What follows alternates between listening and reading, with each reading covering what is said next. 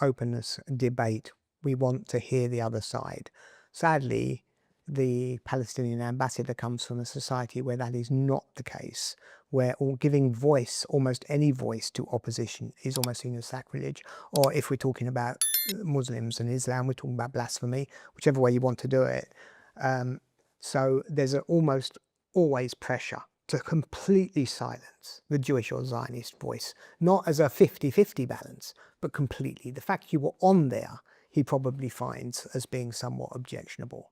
And actually, that's a very interesting distinction that you've drawn there. And I think it's worth a bit more exploration, because a lot of times people will point the finger at people like you and say, well, you're accusing them of being less sophisticated or liars or manipulators or what have you. But in actual fact, I think what you are touching on more in a lot of your work is not necessarily that they believe they're being evil or bad actors. It's that culturally, there are a whole different set of agendas and priorities in, for example, how a Palestinian journalist in Gaza would operate compared to a British journalist in Gaza or a British journalist in Britain. They have different principles that they're working to. And so it doesn't need to necessarily be done with a sense of evil or wrongdoing. It's just that it's not the same. You're not comparing apples with apples, it's apples and oranges. Very much. I think one of the biggest problems the West has generally, and it's one of the reasons that the UK is in so much trouble now, as I see it,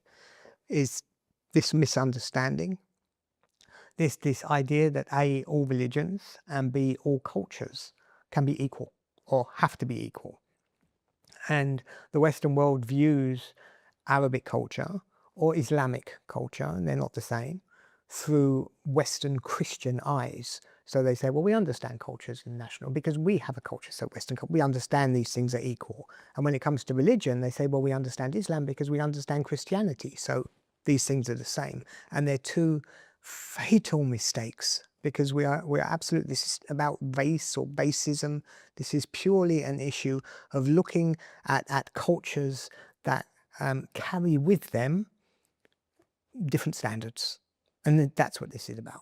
And I think when it comes to the Middle East as well, especially different loyalties and different agendas. So where certain societies are more tribal than others, certain societies are more interested in looking after people closer to them than people further away from them. And the culture that we have here is one that tries to, it's a more Christian culture that opens its heart to everyone and looks after those far away who are less fortunate.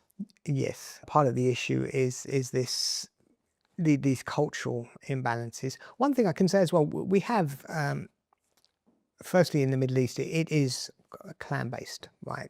Sectarian clan-based culture, something that we may have understood in the UK 1500 years ago, but it's not something we would understand today. And because we approach it without that understanding, we make so many mistakes. What the West did in chopping up, for example, the Middle East 100 and so years ago, yes, it was a mistake. There were mistakes made. The idea that you could just like put borders between these things. Another thing that's taking place that is fascinating me is the creation of the new Israeli. Because we are talking about cultures, and we have our Western culture and we understand Arabic culture.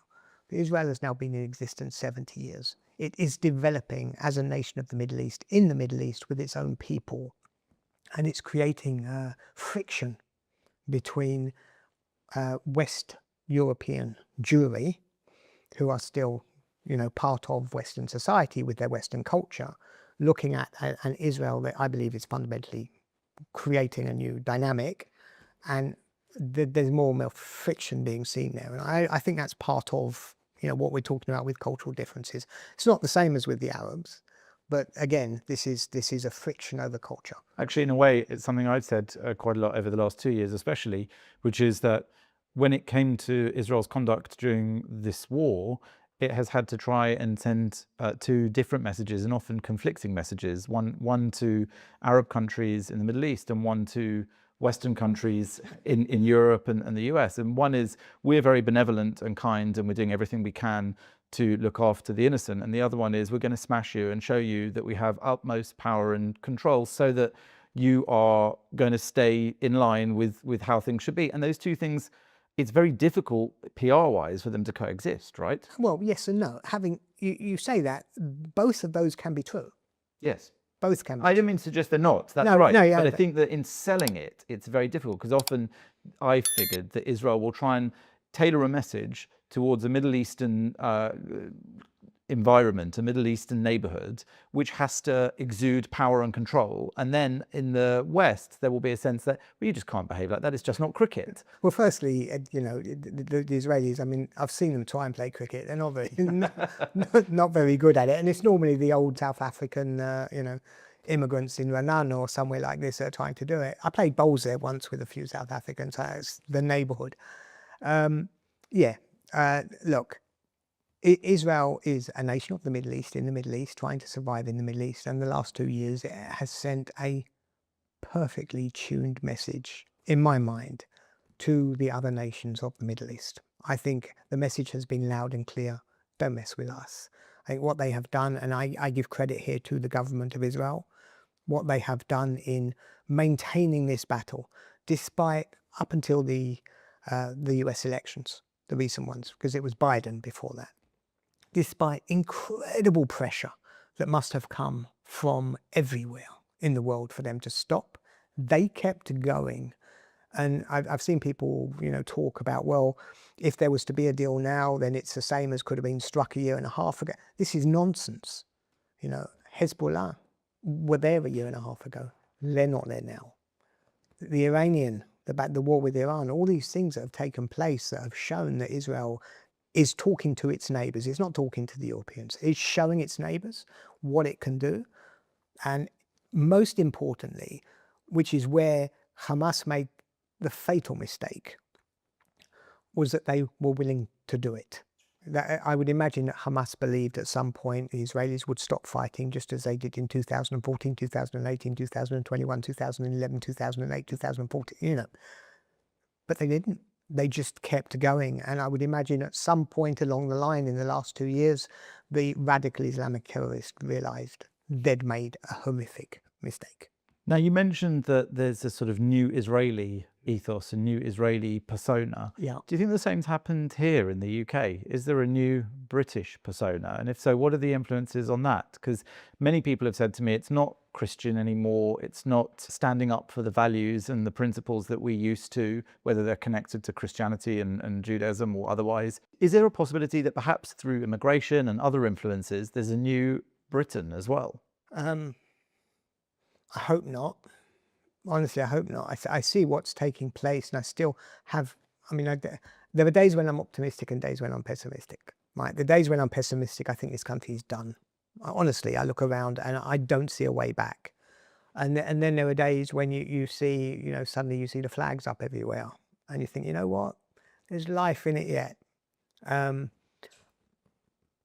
I don't necessarily think that what we're seeing in, and I, you know, you can correct me if I'm wrong, what we're seeing in the progressive left, you know, the adoption of all these new issues, the fact that it's infiltrated our schools and our universities and the unions and the political left, are you referring to that as the new Britain? Because that I don't think it is.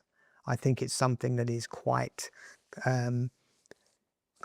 again, using the word cancerous, I think there is a cancer in society that is eating away at us. And I think that these forces are together in the omni-cause. You know, we have this, are basically fighting to overthrow the West. But if it's fringe and it's extreme, which I think is what you're saying, and it isn't British or new British, isn't the point about cancer that eventually it spreads and eventually it kills? So at the end, maybe it's not a new Britishness, maybe it just kills Britishness. Well, I don't understand. I don't think it's a new British. I think it is a cancer-killing Britishness. I do. Look, I grew up here and a flag waver, you know, monarchist, a flag waver. My father served here. My grandfather served here. So how do we get to a point where that's considered radical, offensive, racist, non-British? The first point is I am having every part of my British identity kicked out of me. Right? Over the last 2 years, I don't feel British. Like what? Anymore. Just, I don't feel British. I don't feel this is my home. Because, you know, so many people are here who hate me, who don't want me here, who are calling me names, who are violent. I've been attacked a couple of times. I've had my car attacked. Obviously, I receive death threats online every day. I obviously go through all of this. So there's a lot of people here who think I'm a monster.